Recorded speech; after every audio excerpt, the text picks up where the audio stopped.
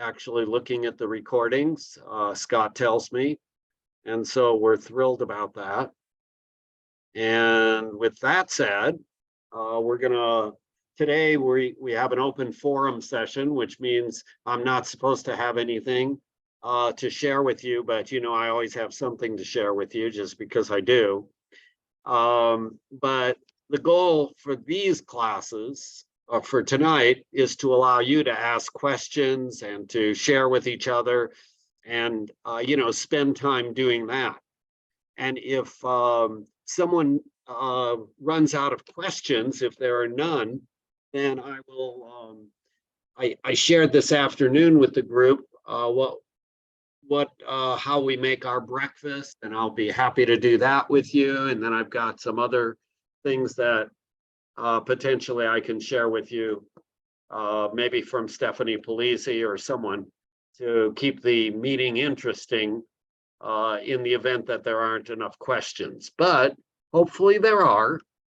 And so we're going to start out the meeting as we usually start out the meeting. The way we usually start this is, are there any new members? And if there are, if you could kind of unmute yourself and tell us how you found out about the sessions, we'd love to hear it. Most of the names look pretty familiar to me, but there's a couple phone people that I don't have any names with, and there may be someone else who I just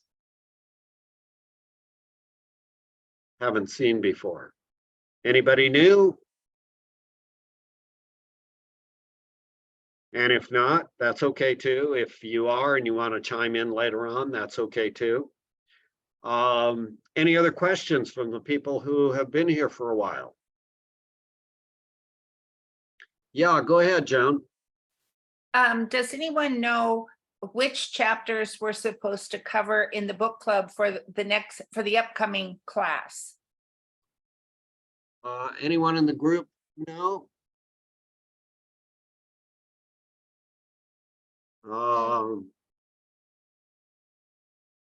I thought it was 6 through 10. I missed the first one where it was chapters 1 through 5. I think this is the second segment. I could be wrong though, but that's what I'm thinking. It's like the second third of the book. And then the last meeting, I don't know if that's in end of August, or no, maybe it's in September. It goes through the rest of the book. Yeah, we go to page 251 in the book, right before part 2, the next part starts. I forget exactly the one we start on, but we go all the way up to where it's going to be part 2. So it's page 251 in the book. So that is chapter number, let's see if I can, chapter 15. Okay. Thank you. Yeah, thanks, Kristen. So I'm wearing my Blue Zones Umpqua t-shirt, and that's from Roseburg. Roseburg is where I kind of got my start in teaching classes 11 years ago. It's when I changed my life, and then started teaching first chip classes and then our own classes that were for free. So my heart is still down in Roseburg a bit as they've continued on the classes. And they've had literally thousands of people who have attended the classes over the last almost 7 years since I left. And they've become a Blue Zone community. Blue Zones, if you're familiar with the Blue Zones, there are 5 areas in the world. About, I don't know, 15, 18 years ago, Dan Buettner went around the world for National Geographic. He did a book. He reviewed the communities that were the healthiest, longest lived in the world, and he found 5 communities: Sardinia, Italy, a place, Icaria, Greece, a place in Costa Rica, Okinawa, Japan, and then Seventh-day Adventist group in Southern California. They were living into the 90s and 100s and being healthy, and they were 95% whole food, plant-based, having very little animal products. They did that from the time they were very young. throughout their whole lives, and it was a very healthy lifestyle. They had good social connection. They were non-smokers. They moved throughout the day. So there were a lot of things about their life that added to their years. It wasn't just the food, but the food was mainly what we're continuing to promote and encourage you to consider as you continue to make your lifestyle choices. All right, so that's my shirt. Now, anybody else have anything, any questions they have, or anything they want to offer to the group, any successes they've had, or any difficulties they're having? That's what we're here for. Joan, go ahead. And then Nancy. Could you explain starch in the diet? Yeah, so starch comes from John McDougall. He kind of set out on this course of looking to see what people ate. And in his mind, he read through the various civilizations. And when you say the people of the corn, who do you think of? Maybe Incas from South America. The barley men. I think the barley men were a group in, I don't know, Greece or somewhere where they were fighting at the Colosseum. I guess that would have been Italy. Then there are other starches. People have lived on potatoes. People have lived on what are considered plant foods, whole grains, and vegetables. And they've been strong and healthy, and they get adequate amount of protein. And so a starch-based diet is what he's promoting. He doesn't use the term plant-based diet. He says, eat a starch-based diet and add some fruit and vegetables along with the starch that you're eating. You need the starch for energy. And the starch is basically sugar molecules that are hooked together. And there's fiber incorporated in the whole plant food. So starch is more than just the sugars. If you're eating healthy food choices, it's also the fiber that goes along with it, and the minerals and the vitamins. So that's the simplest explanation. Your potatoes and corn and rice and these foods that you like, oatmeal, they have a lot of starch. And they're mainly carbohydrate, but they're carbohydrate that's not simple carbohydrate. Simple carbohydrate has been stripped of its fiber, like the white sugar and the white rice and the white bread. Those are starches, but they've been reduced and stripped away the fiber, and so they're not really very healthy choices. Got it? Okay, good deal. Nancy. Yes. Where on the website is the information on the book club? I couldn't find it. So let's Or go is it to- on the website? I'm sure it's on the website. Scott is, he's keeping up the website, but I'm going to go to it because why shouldn't I? It's Live Lifestyle. And let's see if that does it. Yeah, how about that? So Oh, okay. So I was looking at I was going to Eugene Plant-Based Providers website. So you go to the livelifestylemedicine.com, and then here you have the classes, and then you have the web tutorial, which will take you around this site. He did a good recording. This week's class, Eugene Plant-Based Providers, there's going to be a walk coming up August, I think the 24th, it's a Saturday. Here's events. What's this? August 15th, 7 p.m. That's what, tonight? Yeah, Yeah. it's tonight. I was going over the class. And then let's see, where is what you were looking for on the book club? It's nuclear, the weather, home, resources. Huh, maybe it is on the. You know, Eugene when I Charlie, when I asked about the book club at a previous meeting, they just gave me Lisa's email address. And then you talk to her and then she'll sign you up. Do you want me just to put that email address in If the you chat would, box? that would be great. That would be wonderful. I'll do that. Okay.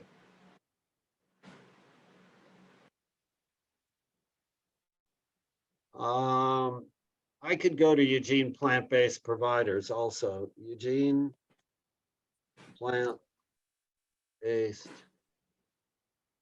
Thought it was under home. Provider. Oh, what is it?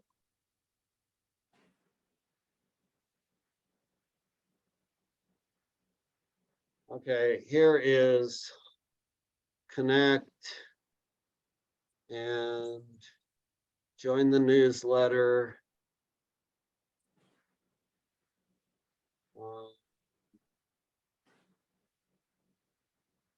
Support. I don't see it on here, so yeah, I guess giving Lisa's number, her Yeah, I email. think I've been in touch with her, but I've been gone for so long that I'm kind of not up to date on what's going on. Here's upcoming events. Maybe it's under that. There's the walk, which is August 26th at 10 a.m., the Eugene High School track. There's going to be a plant-based cooking class for those of you not aware of it. It's filled up. So if you want to sign up for it, they'll put you on the list for the next class. They got 50 people. And I don't see Lisa's book club on here. So I don't know what else I can say at the moment. I just put it on the chat. Thank you, Kristen. I was So gonna- take a look it's in the in the- chat. And Lisa will get back in touch with you about the next date for the book club.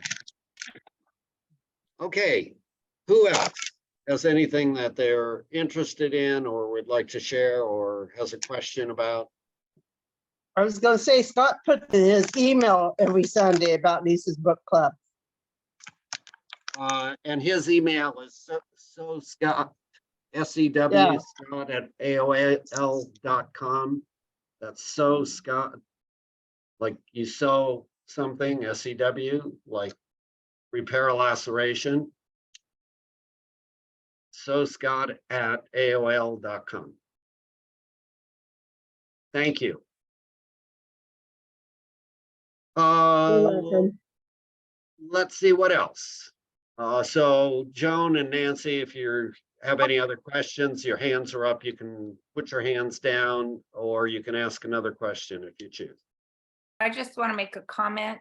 I want to Yep. say thank you to classmates that have recommended Netflix videos. Seaspiracy was really good and What the Health was good. We watched another good one, my wife and I, last night, and that was Poison something. Anybody know the title to that? It's on Netflix.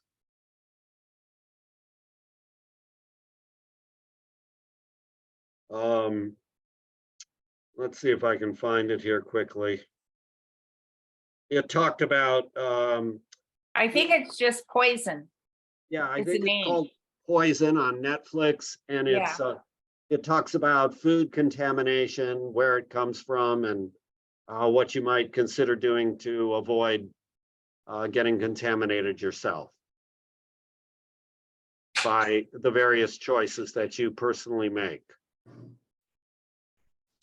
Okay, let's see, we're up to, I think, Craig and Mary, I guess, Mary Ellen. You can just unmute yourself. There you go.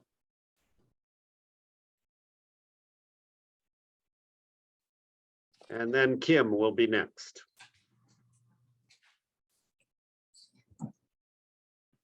So Mary, you're talking, but I don't hear you yet. So see what else you need to do there.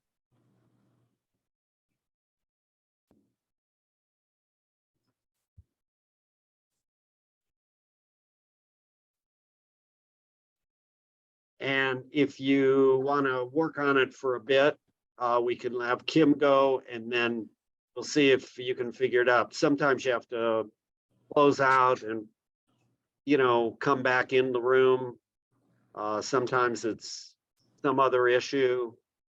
But we'll get around to you eventually, Mary. Kim, go ahead. So last week, somebody mentioned that poison video. And Yeah. they talked about, they give a little synopsis and they talked about how in particular, the romaine lettuce was contaminated by the beef industry and the stockyards, I guess. Yeah. So I had just bought some romaine lettuce.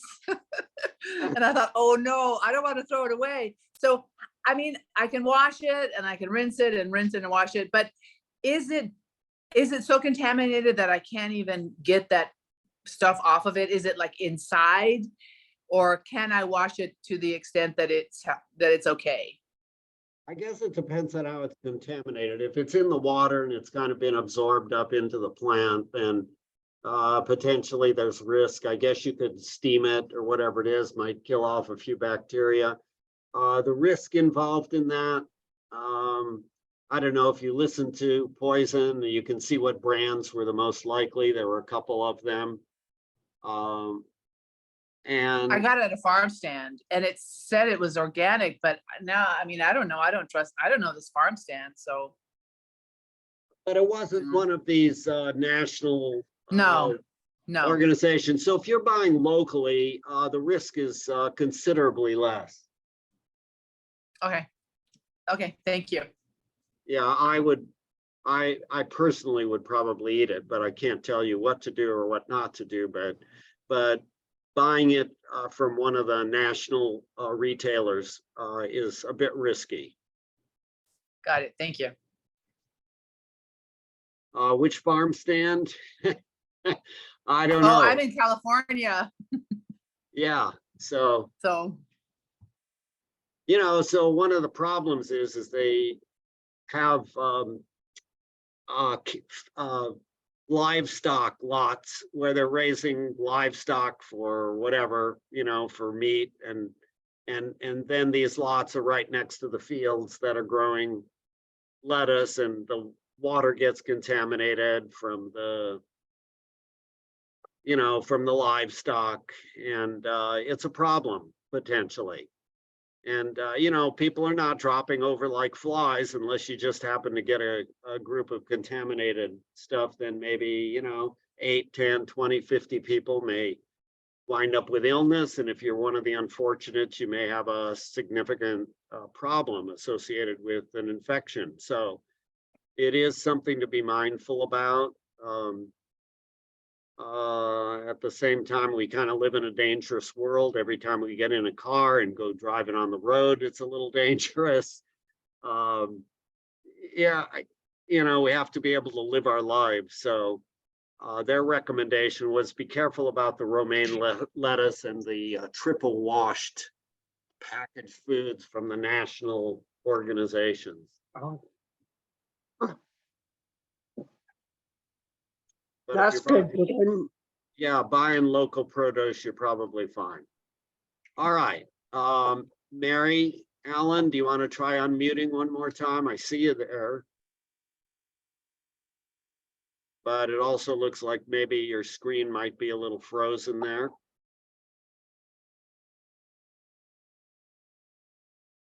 And so while we're waiting for that, let's go to Samsung, SM T22. I'm not sure exactly who that is, but you're unmuted. Go ahead.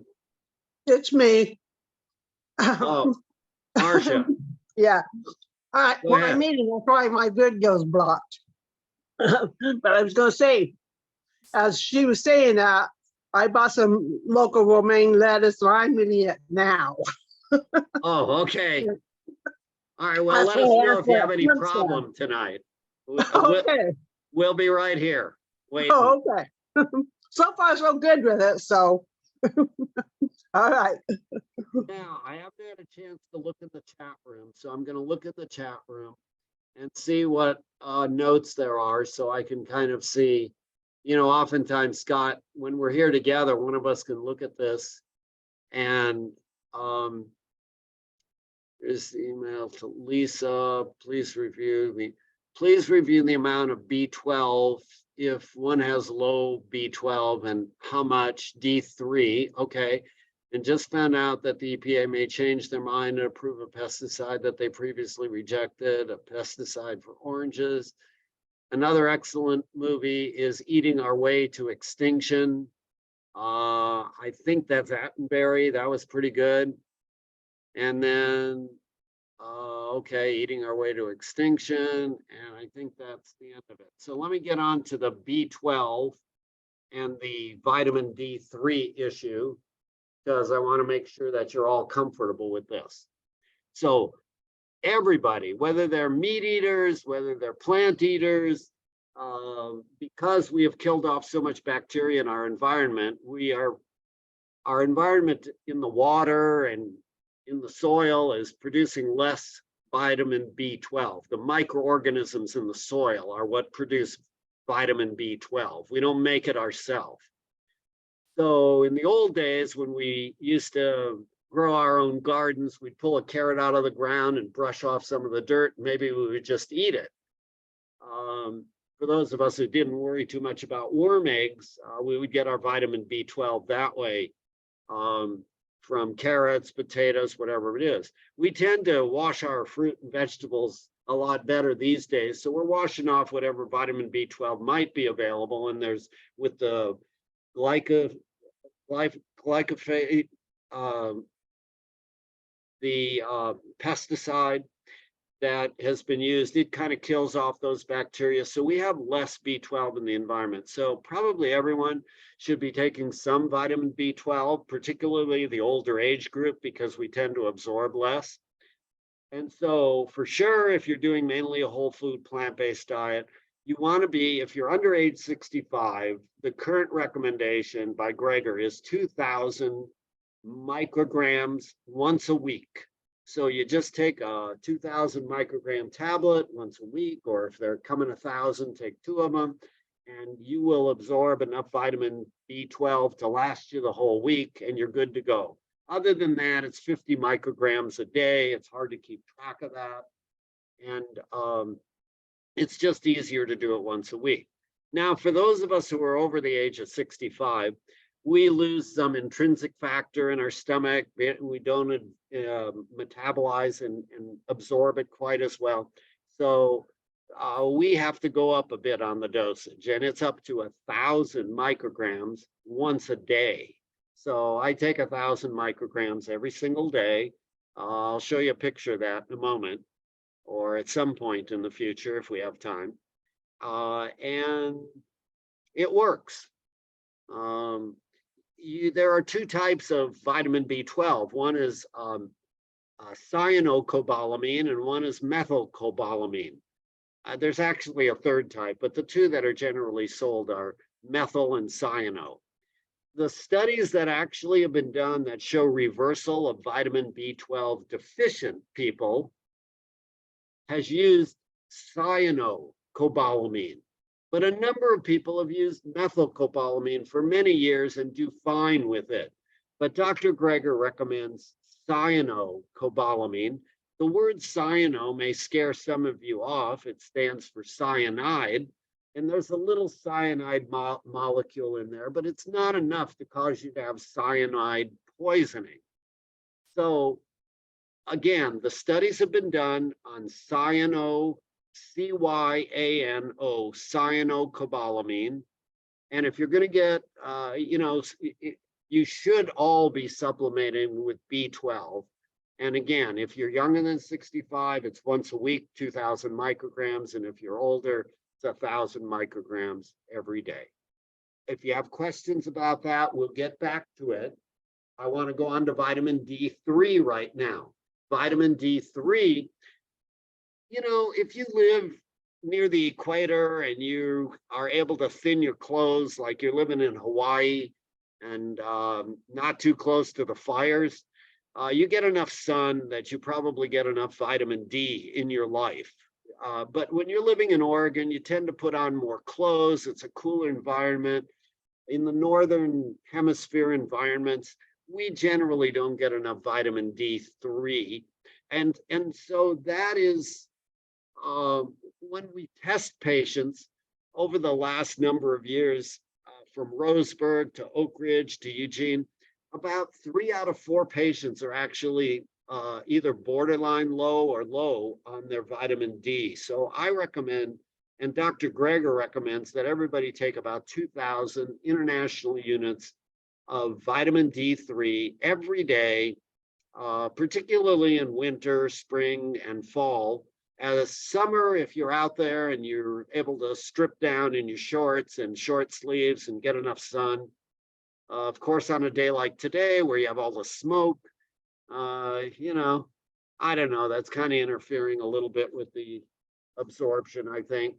So use your best judgment, but for most of the days of the year, do vitamin D3 if you're living in Oregon. If you're living in a place like Southern California, Arizona, Florida, you may not have to take vitamin D. Okay, any questions on D or B? That's dog and boy vitamins. Hey, Charlie, do you mind if I make a comment about the vitamin D? Yeah, go ahead, Kristen. So couple of things. One is that even people who do live in sunny areas, there's always that balance between skin protection,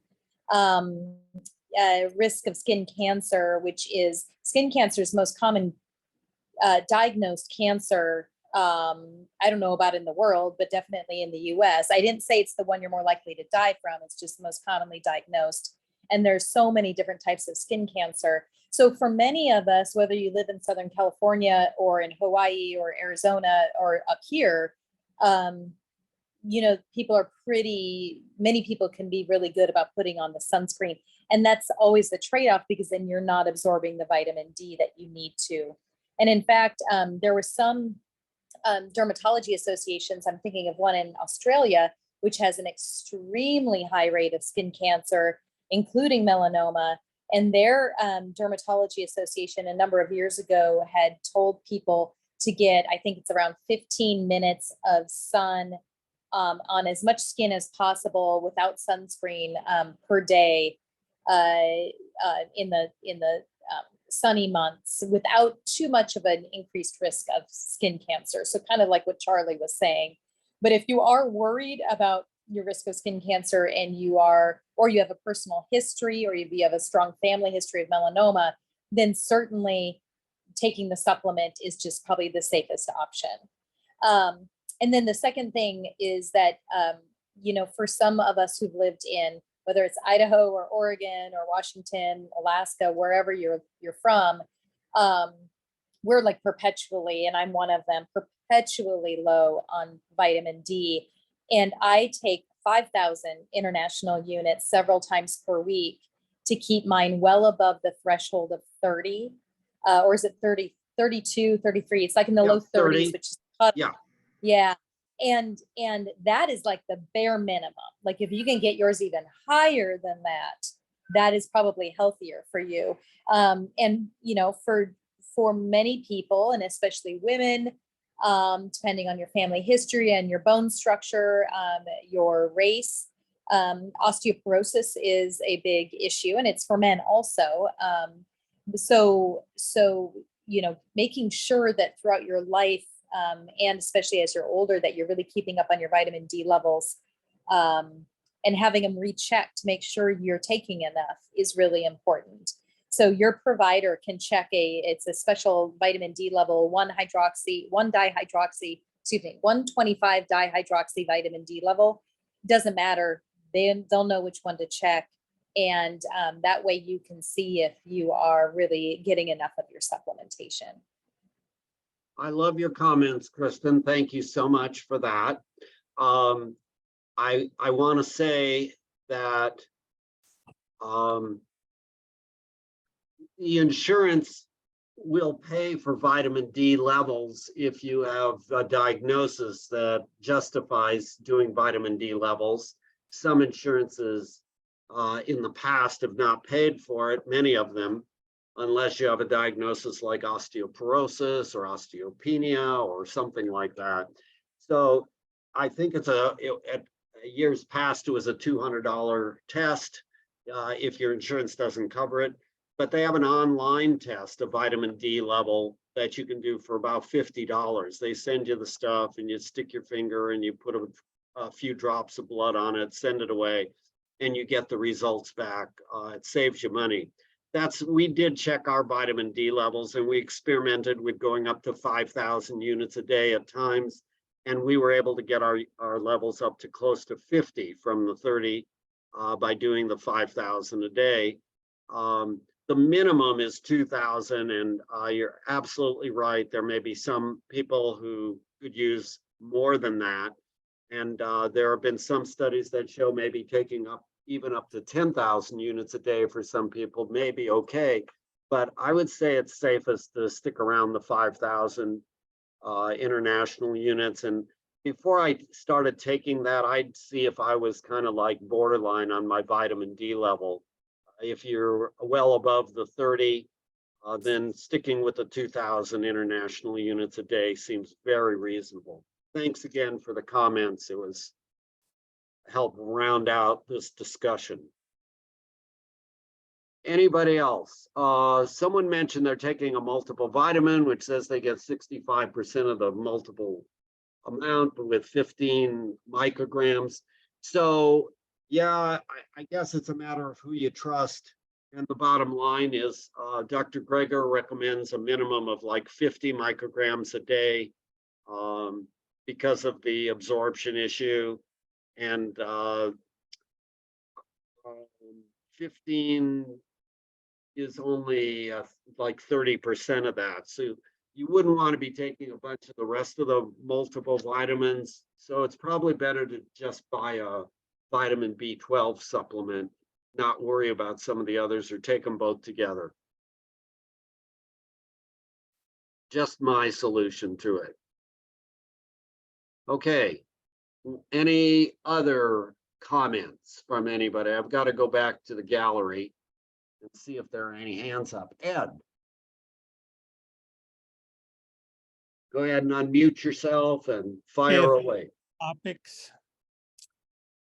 I would like to revisit the subject of ultra purified drinking water. Since Scott straightened us out on the risks of distilled water in terms of leaching chemicals from the body and so on, I wasn't concerned at that time because I was using a 7-stage reverse osmosis filtering under my kitchen sink, but I've since sold my house and moved. I don't have that now. I'm relying on an ordinary pitcher with a charcoal filter. But that doesn't get out, I don't think, all of the polyfluoroalkyds, or sometimes called microplastics. You can with distillation, but then you have to add back in electrolytes with a supplement, which is just as cumbersome as the reverse osmosis is expensive. So I wonder if anybody knows something I don't know about dealing with microplastics in the water. It's an excellent question. I don't have the knowledge on that topic. I haven't seen a video by Greger yet that would actually cover that. Have you done a search on his site at all? No, I haven't. I have read that they found them in 45% of American municipal water supplies. Yeah, so from my thought process is some of these toxins may have a significant effect on the younger population, the younger folks among us. Those of us who are a bit older, the impact, even if we were to induce cancer or whatever it might be, it would take many, many years for that to grow. So that probably is an issue if you have youth on your side and you've got many, many years to go. I personally choose not to worry about it too much. I drink the tap water but that's a personal choice. It's not based on any science. And you've been looking at the science more than I have. So I guess I'm going to defer to the rest of the group. Anybody have any thoughts on drinking water? What you choose to do? Yeah, go ahead, Dottie.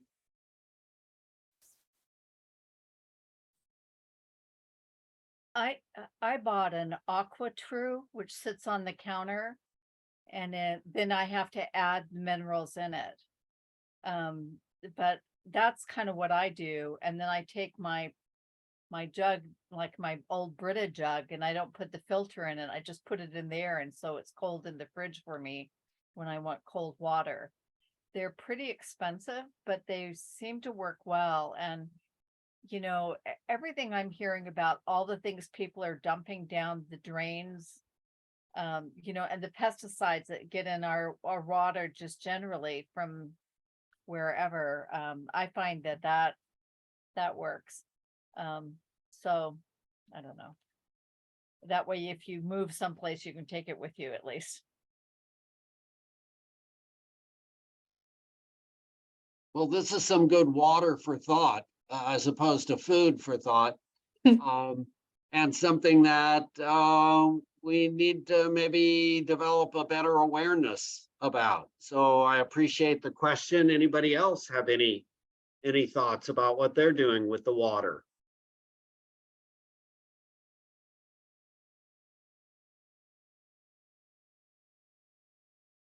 I just drink tap water like you, Charlie. Okay, Velvet. There are, that each of us pick and choose our issues, which we're most comfortable with, and whatever works and makes you feel comfortable is important, and we will keep our eyes and ears open. Go ahead, Nancy.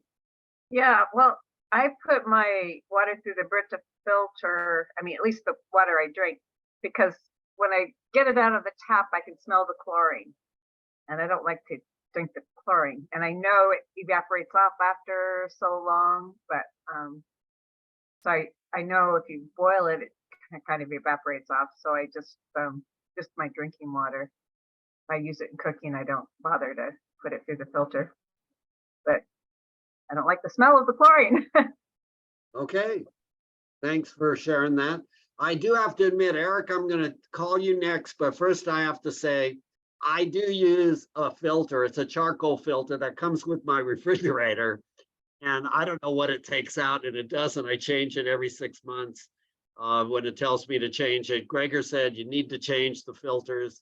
Don't let them go for a year. They develop some contaminants in them, and that's what I had to say. As full disclosure. Go ahead, Eric. Yeah, I use a simple Brita filter, or when I have a good refrigerator, which I don't now, I use those filters instead there. But I drink out of the tap too. I'm not too strict on it. But in terms of getting rid of microplastics and addressing microplastics, I think really the issue is seafood. Seafood, basically, all these microorganisms that are in the sea are just sweeping up these microplastics, and it can be found throughout. And that is that's in the food chain. That's the foundation of the food chain. These tiny little krill and other little plankton and things that are sweeping up these microplastics and eating them. So really, what you see is that you just get more and more of these microplastics in seafood. So I really limit my seafood intake, especially the seafood. The seafood that's higher on the food chain. Yeah, I think, yeah, I agree. The algae is probably okay. It's probably not accumulating near the plastic. Right. No, Like but they're finding that that the animals in the very bottom of the chain are sweeping up these microplastics, and they find these in the stomachs of krill and plankton, and they're all getting some of these. I don't know about algae. Algae might be low enough, but yeah, I think the higher you go on the food chain, the more problems you see with toxins. So I avoid the big fish anyways. I do eat anchovies. I think sometimes non-farmed fresh fish can be okay too. I'm not big into fish farming. After seeing some of the videos on fish farming, oh my God, those are horrible. Well, I'm with you on the fish, and I just went to Alaska and we had 0 fish, although that was what was on every menu. Right. There was little whole plant food on the menus. But I've chosen to avoid fish completely, just not only for the contaminants, but we just don't need it. I know that we've been believing that the omega-3 is healthy, but the amount of fat that's in fish and the contaminants doesn't make sense to me. I don't miss the taste too much. Yeah, fish have a lot of saturated fat too, and I personally try to get as little saturated fat in my diet as possible, and yeah, so those good fats are nice, but they come with a package of a whole lot of crappier fats. Absolutely. Good Yeah. point. Okay, Kim, I see you've unmuted yourself, so fire away. Hi, everyone. Just going off about the fish, omega-3s, totally agree that people think it's necessary to consume fish for that. But I mean, fish eat the algae and we can get omega-3s from algae sources as well. But for the microplastics, unfortunately, they're found everywhere and my knowledge on them specifically is limited. But I think with everything, you just kind of pick and choose where you can improve. So Eric, you mentioned that the seafood, they're picking up a lot of microplastics, maybe avoid the seafood then. And microplastics in everyday use is found in toothpaste and the makeup, clothing. So really just focus on areas that you can control. Unfortunately, water is kind of hard because it depends on where you live, but I agree with Dr. Ross. I think it's really more concerning for younger generations that have exposure to microplastics for that long, reproductive issues, for example. Thank you, Kim. And freshwater areas, you can get more lead and some contaminants. It depends on the fresh water, but you don't get nearly the microplastics because, well, these microplastics basically come from gigantic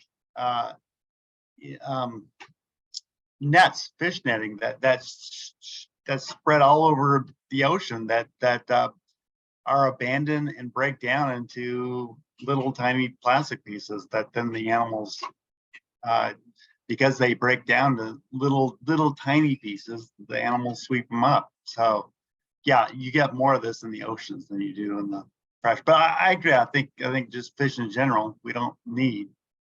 So I try not to eat it. All right, anybody else have any comments on fish or water or the topic we're talking about? If you do, great. Just unmute yourself or hold your hand up and we'll call on you or whatever. And then we're going to go on to calcium. Someone asked a question about how much calcium should people take if they're worried about osteoporosis and that sort of thing. So we'll get to that as the next question. But anybody else have anything that they want to add about fish at this time or water?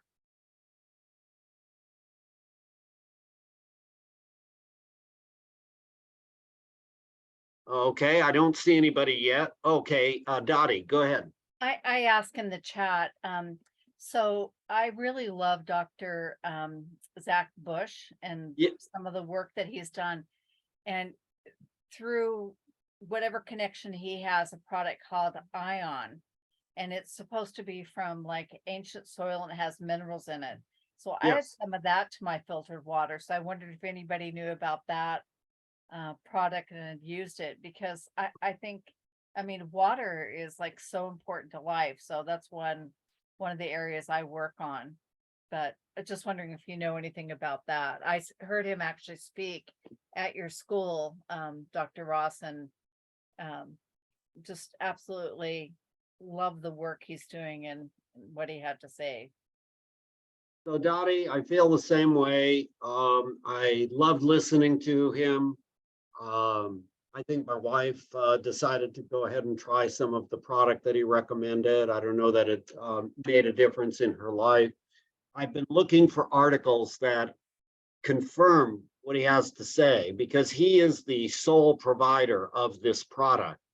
And that makes me leery about purchasing a product that one physician is promoting.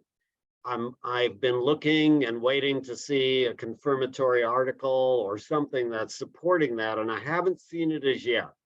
I like him, I like what he has to say, but at this point, I'm kind of maintaining a professional skepticism until I see some backup article before I tell my class members, this is what you should be doing. And so I'm curious, have you noticed any benefit from taking that product?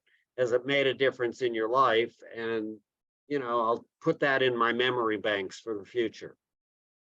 No, he talks about it's good for your gut, but I don't really have gut issues, you Okay, know, and so I haven't noticed a change. But when it talks about some, like we have so much mineral depletion that we know in gardening and farming because of just the way we've done the earth. So that's why I decided I doubt it's going to hurt me and I might as well try it, but it's pretty expensive and I'm on a limited budget now.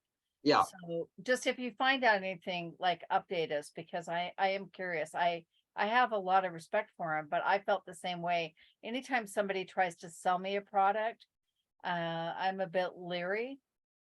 But at the same time, I know that there are really good people making really good products. But I by agree with be you fair. completely, and I'm keeping my eyes and ears open about it. Thank you for bringing that up. All right, let's get on to calcium. So calcium is one of those minerals that the body regulates pretty well, actually. It kind of you have to be taking a really bare minimum of calcium to be losing too much calcium. And so there has been some industry influence, which has altered the recommendation. If you listen to Gregor, he will talk about the difference in recommendation from our country to what Europe recommends. The European countries recommend somewhere around 600 milligrams a day of calcium. And our country recommends like 1,200 milligrams at a minimum.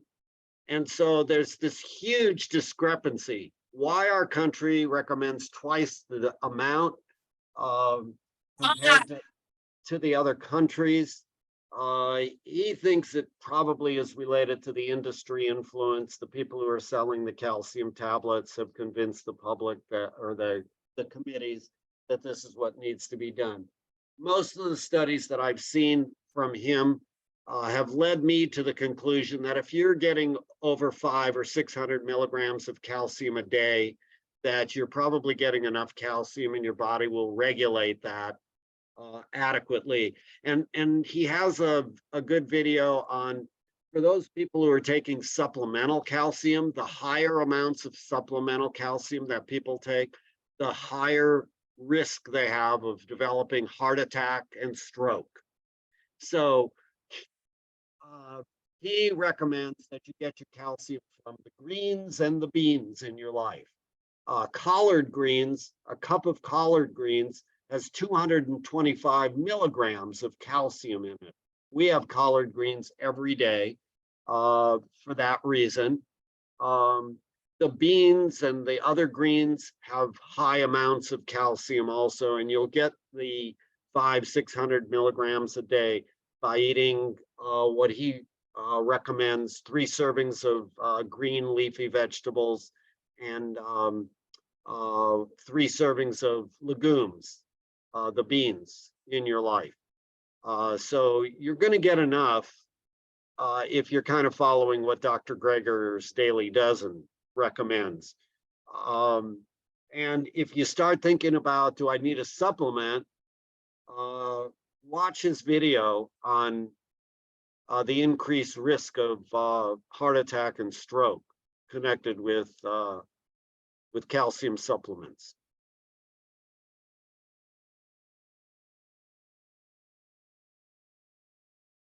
Okay, I made the room quiet with that.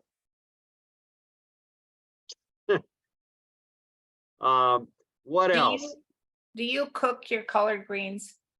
My wife steams them. I like them raw. I love Okay. to pick them out of the garden and just eat them raw when I have my own garden, but we buy from a local, produce as best as we can. And she likes to steam them, so I'm going along with her. She doesn't steam them for long, maybe a minute, or she puts the Instapot on a 0, brings it up to pressure on steam, and then it shuts off. And so it's not steamed for a long, long period of time. But however you want to eat them, you'll get calcium from them. That's colors and You also can get calcium from some of the supplement milks, like oat milk and almond milk and soy milk. They add calcium into those products if you're buying them, not making them yourself. And that would be considered kind of supplement, but not quite as intense as the supplements you get in the pills. I think I saw Ken talking, so I don't know if you want to unmute Ken. You look like you're frozen right now, but we're not going to ignore you. If you get unfrozen and you come back to life here, that would be great. Let's see, there's something that says something about omega-3s in here. What's this? Red marine algae is an option for omega-3s. So there are a lot of options for omega-3s in your life. I first started omega-3s, not necessarily with fish, although I did eat fish oil years ago when I was in the, believing everything that was in the news. And then I started listening to Greger, and he said, you're going to get an adequate amount of omega-3s if you're eating a quarter cup of walnuts. Walnuts have the most amount of omega-3s. And he says, you're also going to get omega-3s if you're eating a tablespoon of flaxseed a day. So I began eating a tablespoon of flaxseed every day and about a quarter cup of walnuts on a daily basis after my first couple of years of eating no walnuts whatsoever, because that's what Esselstyn recommended. So we get omega-3s from not only the flaxseed, but it could also be from chia seed or hemp seeds. It can be from walnuts. And I also get omega-3s from what else? Sea vegetable, like dulse or wakame. All right. Anybody worried about getting enough omega-3s? You have those several choices in which you can add omega-3s into your life. Let's hear if there is any other questions from anyone. I'm having fun with you all. This is great.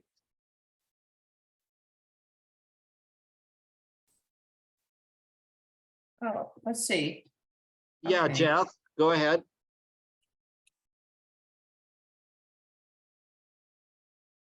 Oh, you were just unmuted for a moment. Okay.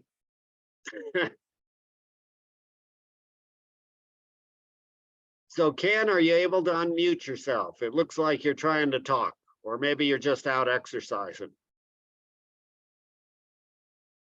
And you're talking, but it's still not quite unmuted. I see the grass behind you. Maybe you're working on a garden there. Okay. When you're able to unmute, or you could write something in the chat, whatever. What other questions do you have? Man, time sure flies when you're having fun. Are you ready for me to go on and, oh, Nancy, go ahead, ask your question. Then I'm going to go on and show you a little bit of what we're choosing to eat, unless Mary Ellen is able to unmute. Go ahead, Nancy. So, one of the things I took a, oh gosh, a class online for medical professionals, and I was on osteoporosis. And the thing that she said was that people who weigh more than 127 pounds don't get it as much as those who, under 127 pounds, and you're kind of at risk for osteoporosis. Uh-huh. And so I was just wondering if there's different recommendations for people with different weights or anything like that. I haven't seen different recommendations for different weights. I've seen that, different weights, you provide a little bit more stress on the bones, so they tend to be a little thicker the heavier you are, those sorts of issues. But again, listening to Dr. Greger, we tend to place a lot more emphasis on the calcium in our diet than we probably need to, and that we should be focusing our attention on weight-bearing exercises, on getting adequate vitamin D, and the stress to our bones, the exercise issue, like weight-bearing activities are really so key that they're not going to be fixed by a pill, a calcium pill. So I, hike Spencer Butte once a week, and I don't know whether that's enough exercise. I'm under 127 pounds, so I'm kind of worried. But I was just wondering if I put some weights in my backpack or something or other, would that help, and how much, and all that kind of stuff. I don't know how to. Yeah. So what kind of exercise do you do? Are you walking? It's hiking. It's up Spencer Butte, so it's Yeah. strenuous. So if you're hiking and you're putting stress where you're climbing, that's going to be weight bearing. If you want to wear a vest with some weights on it, you could do that. You could put ankle weights on. That wouldn't be as good as putting a vest with weights on it. But walking faster than you normally walk, you could just do regular walking, and that would be considered weight bearing. If you're walking at a little brisker pace than you're used to, it kind of keys your body into, hey, we need to be a little stronger here. And so you'll build up bone that way. So just keep exercising every day. Once a week is not adequate enough, in my mind.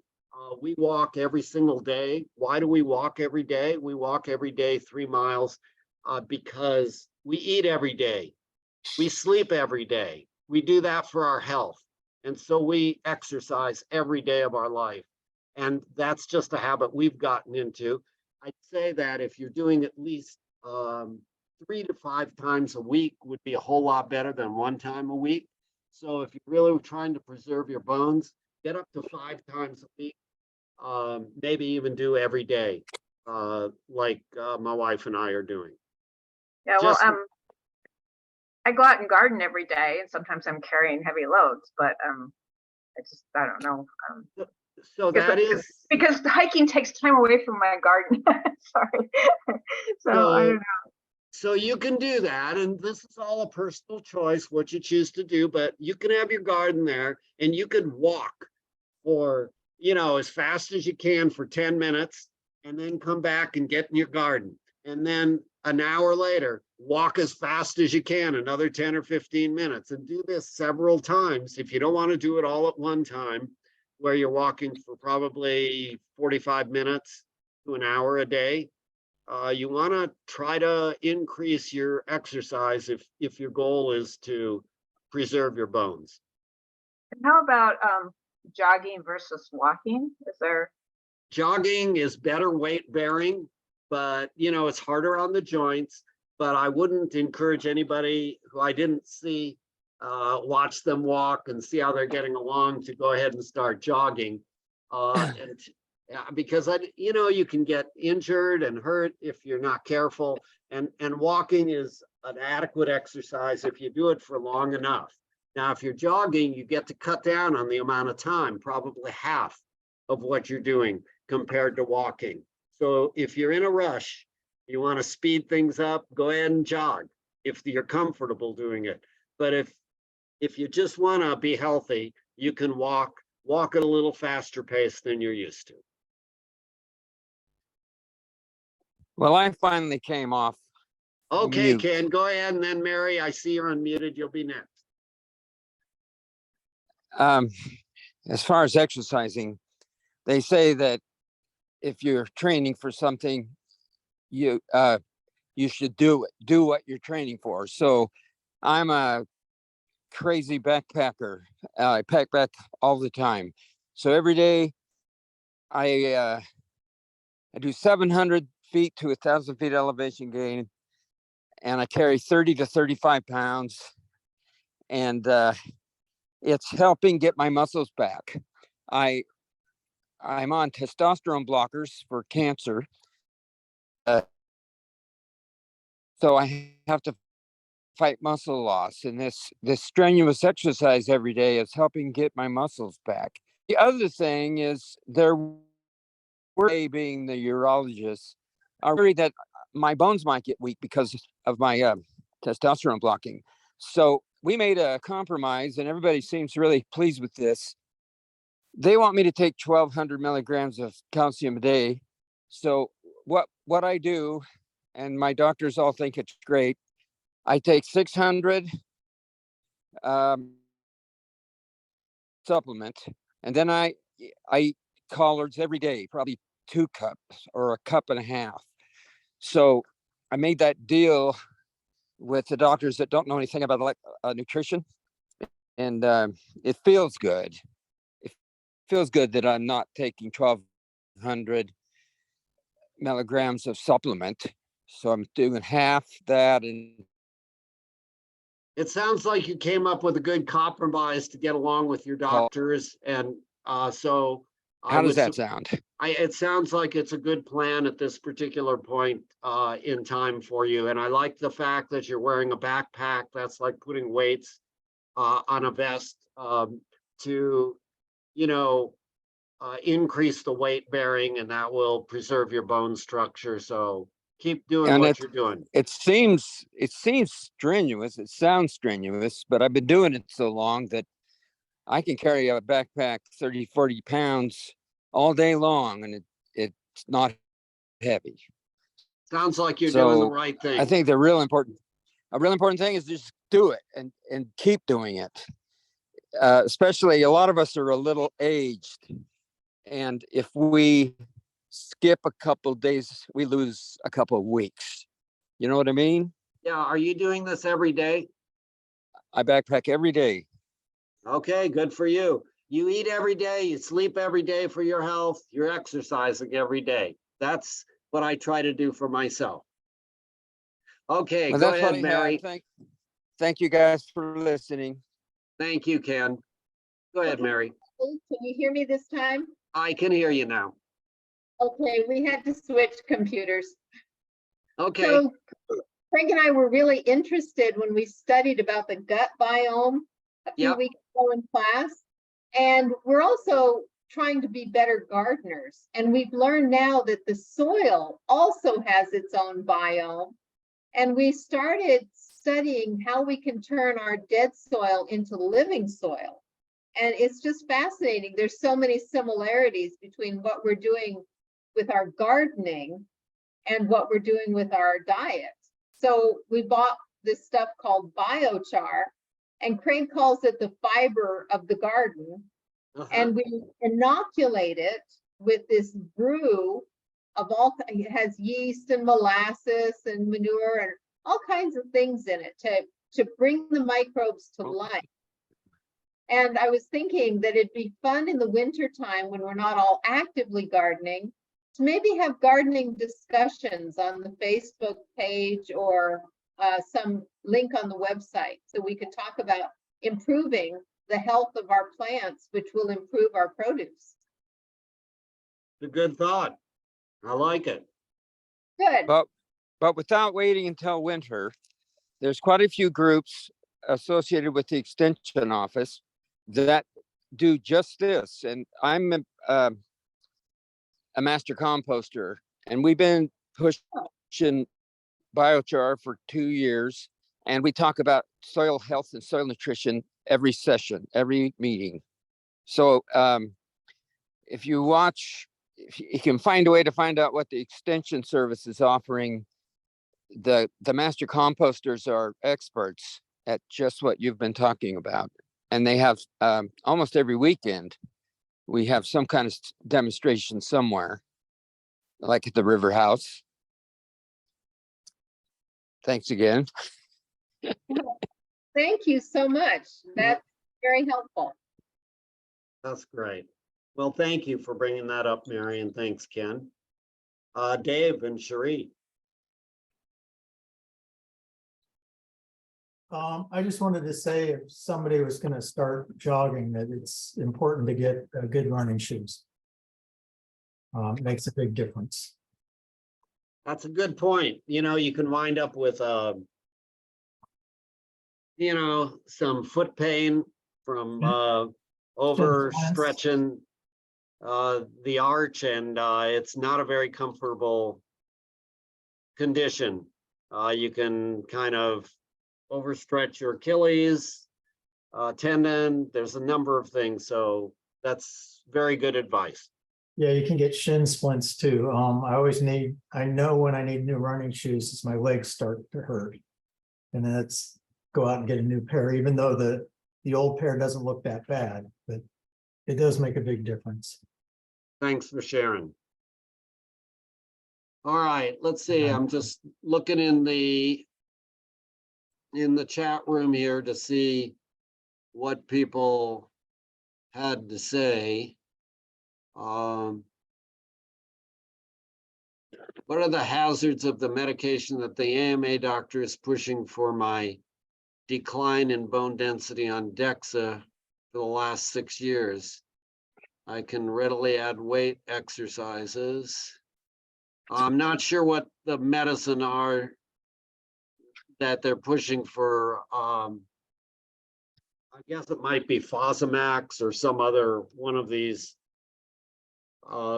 medicines that promote growth of bone.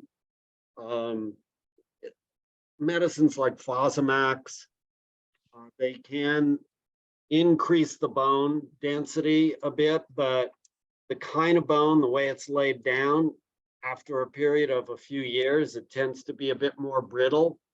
And so currently, most of those medicines, I believe, are not to be used over a 3 or 4 year period of time. And so really the ideal way to deal with bone loss is to do weight-bearing exercises, make sure you have enough vitamin D, you're eating your greens and beans for the calcium, and that's probably the best thing that you could do at this point. It's hard to argue with if you're losing bone that you shouldn't do something different, but most of the time when people are losing bone, they're oftentimes eating a fair quantity of animal products. And so the more plant-based you are, the less osteoporosis, osteopenia you'll develop. That's my take after listening to Gregor and McDougall and Bernard and a number of other people who are promoting the resources that I trust.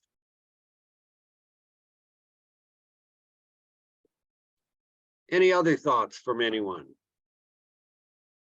I'm going to spend just a couple minutes here. I want to share with you. I did a few pictures today, and then we'll see if you have any other questions. I think you can see the share screen. Yes, I hope. So I want to start out with what we do for breakfast. And I don't want to intimidate anybody. I don't want to scare you off, but I want to show you what a variety and how exciting breakfast can be if you want to spend a few moments and you're not rushing off in 5 minutes, like dumping cereal in a bowl and milk, or you're not making bacon and eggs for breakfast, and you want to try something a little different, you may consider some other food choices. And so if you look at this, I bring out a couple bowls, and in the bowls I put, these are mung beans that I've grown at home. It takes about 3 days, maybe 4, to grow them to be about this size. And I put in maybe, I don't know, half a cup for each of us, myself and my wife. I put in a couple cherry tomatoes. I have a nut in here, which I don't think you can see. It's a Brazil nut for selenium. And do that, maybe every other day. And then you see there's a few cherries that are in season. And then if you look here, there's a couple cloves of garlic. I like to eat raw garlic because if you cook it, you can destroy the enzyme. If you don't want to cook it, then you have to chop it up and let it rest for about 15 minutes. But we eat our garlic raw. It's like eating electricity a little bit. And then I also add a jalapeno pepper. My wife eats about a third. I eat 2/3 of it. We put it in here. And then you see there's some oranges that go along with this. And then this is how we've chopped up the garlic, and I give half to my wife, half to myself. I'm gonna kind of run through these. And then at this point, I add half a leaf of radicchio. It's this red lettuce. It's a little bitter, but you kind of get used to it. Here's the oranges chopped up. You see there's some broccoli here in my plate. She likes hers steamed. I have about a half a cup of broccoli here. And then there's a strawberry because it's in season right now. So we've added those. And then here's some jicama, which we'll slice up and put in the bowl. And then my wife is making some dark green leafy. She puts together about, I don't know, maybe 6 or 7 leaves. They're pretty good sized leaves of kale and collard green and chard. And then she does a little chopping up of that and throws it into a steamer basket. Here's the steamer basket. The greens are chopped up. She likes her broccoli steamed and then adds a couple mushrooms. And then on top of this will be a strip of dulse. And then we do have this added to, we talked about the vitamin B12. It's these 2 little dissolvable tablets that are 500 micrograms a piece. We put them under our tongue and they dissolve. We have 2,000 units of vitamin D3, which we have every day. And I eat turmeric, this capsule. It has some pepper in it. If you do a 1/4 teaspoon of pepper of turmeric or curcumin that Gregor recommends, make sure you add a pinch of pepper because it really increases the absorption of it. And then, okay, our plate is getting a little fuller here now.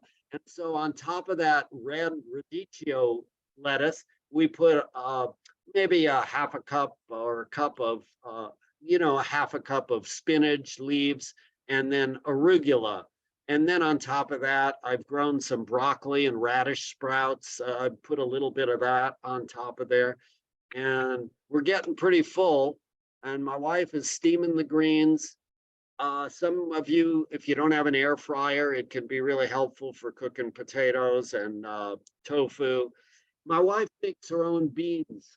They're so much more tasty than canned beans. She puts some dehydrated vegetables, adds a kind of spices that she likes and we like. And these will last about 5 days or so. And she takes out about this much. It's, maybe a little over half a cup a piece of beans that are going to be added on top of the greens. These are the steamed greens. She puts a little mustard powder on here, and then she's adding a little balsamic vinegar, and the beans are going to go right on top of all that. And so the plate is getting more full. As you see, our stomach is going to get filled up with this. For those of you who are worried that we're not going to get enough to eat. But if that's not enough, that was just the first half of breakfast.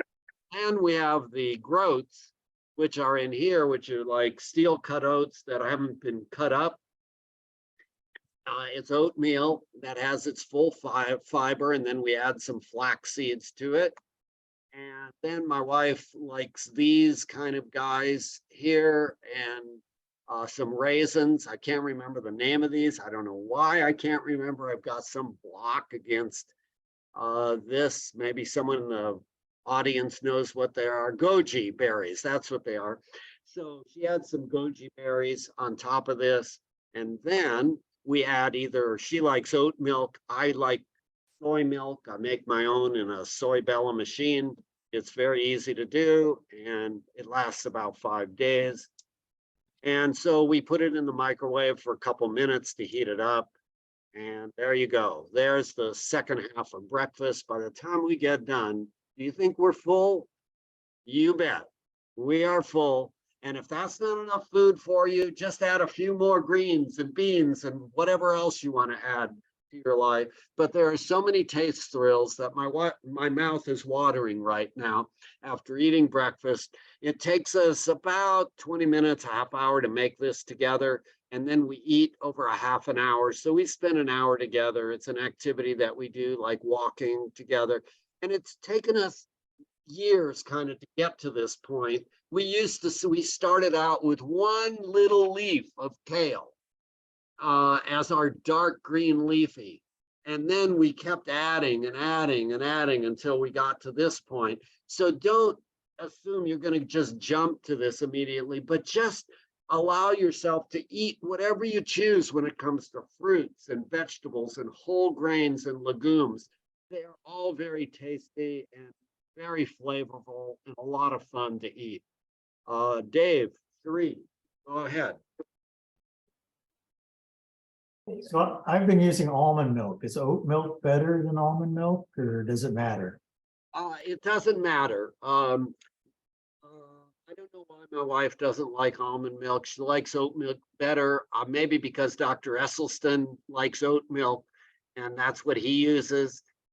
We used almond milk for our first 8 years, and that's all we knew. And then we started adding soy milk, and she didn't like the soy as much as she likes the oat.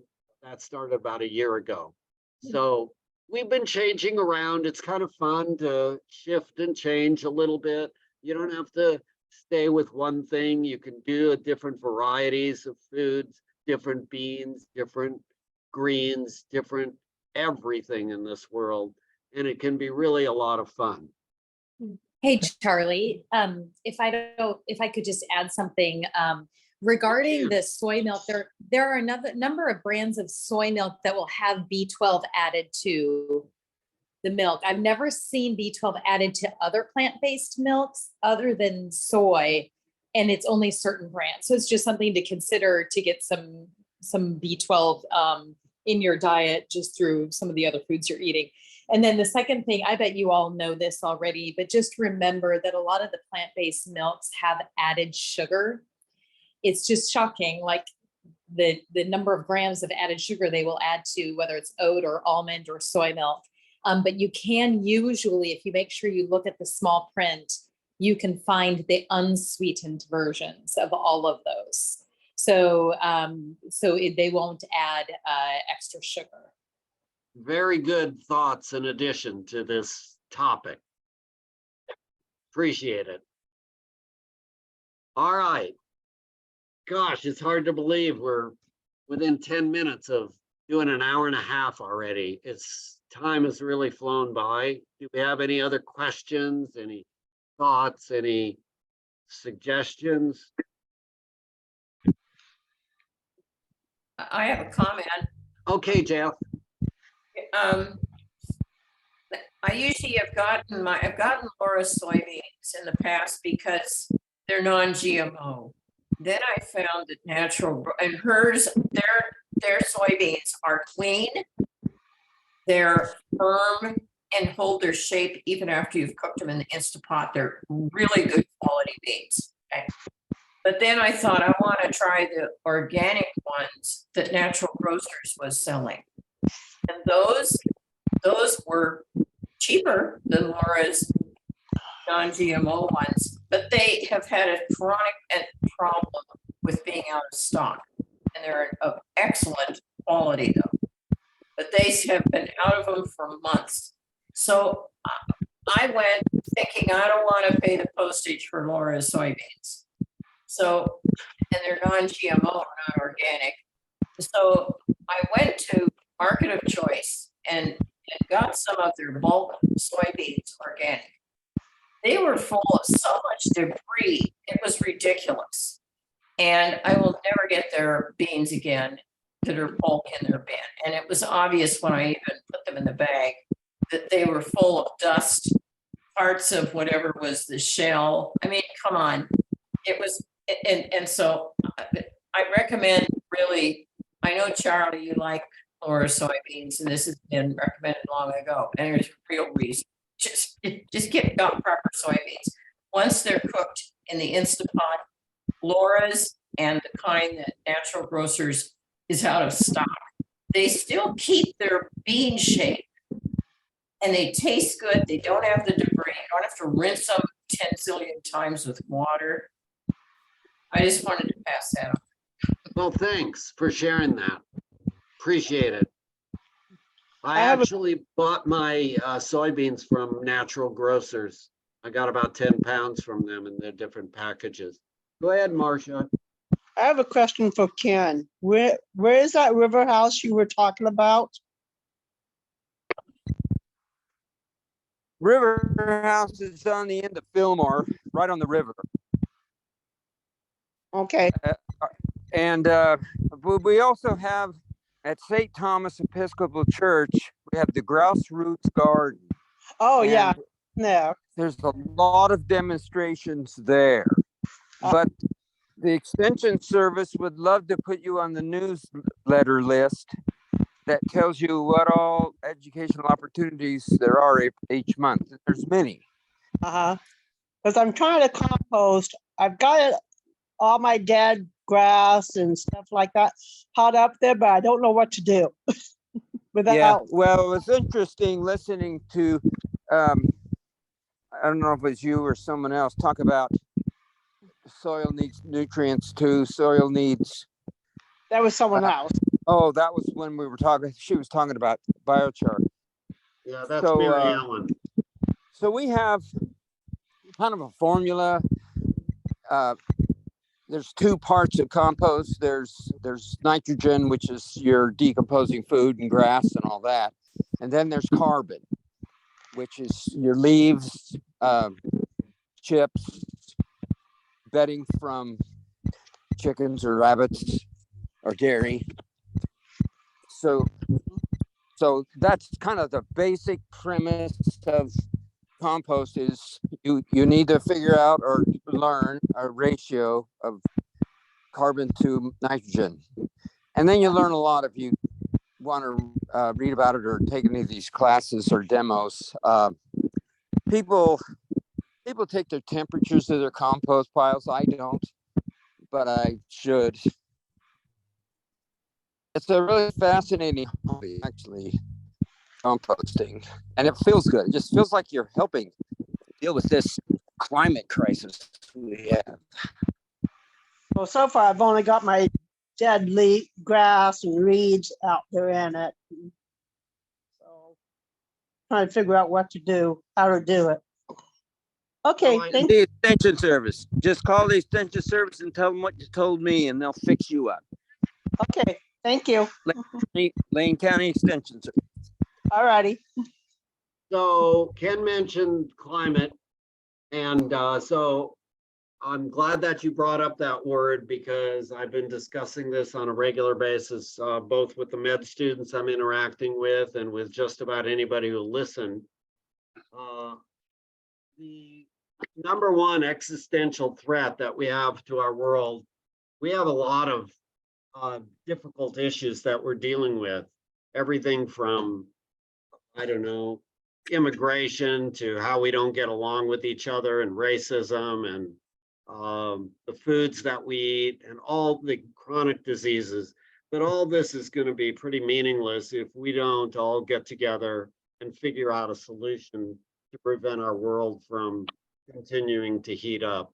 So I encourage all of you to give some thought to the fact, what is it that you're doing, or what can we do to kind of mitigate this continuing march toward events of fires like just happened in Hawaii and like are happening in Oregon right now, and just the heating up of our environment. We've got to do something that is different, and it's got to be all of us.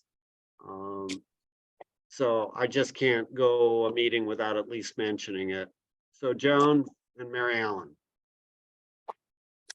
In that line of thought, I've heard that it takes a gallon of water to produce 1 almond. So you might want to consider not eating as many almonds. As opposed to walnuts, perhaps, which have more omega-3 in them. Or oat Okay. milk. You know, I was thinking about the almond milk. Okay, good thought. Mary. So in that same vein, Charlie, there is an amazing citizens initiative for Oregon that they're trying to get on the ballot this year. I doubt that it will ever pass, but it prevents all cruelty, all abuse, and all neglect of all animals, including chickens and fish. And I ran into a guy with this petition at downtown Eugene and asked him what it was about, and he explained it to me. And if you want more information, I'll put the name of the website in the chat. But I think it'd be good just to sign it so they know there are people who are not really in favor of killing and eating animals. Well, that's a good thought. The Physician Committee for Responsible Medicine is working on that in a number of states. And I've been supportive of them and will continue to be supportive. So yeah, put it in the chat. Anybody else have any other thoughts before we end the meeting? We've got a couple more minutes, but you know, time has been flying by here pretty quickly. It's been fun.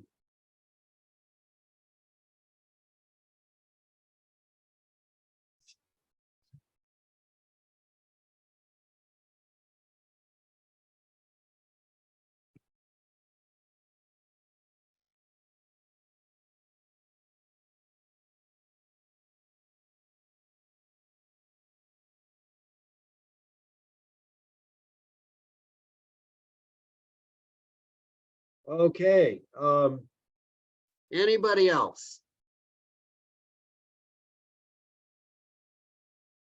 Then what we're going to do next week, it's going to be on cancer.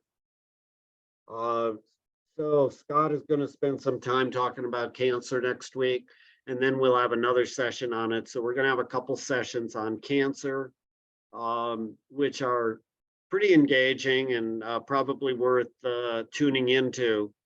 It's a big problem in our society and around the world.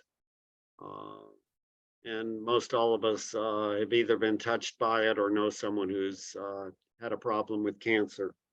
So I appreciate all your input, everybody,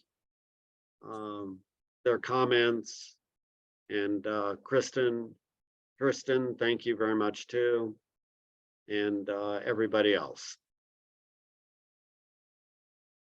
So I'll go ahead and end the meeting, and we'll see you all in about a week or so. Thank you.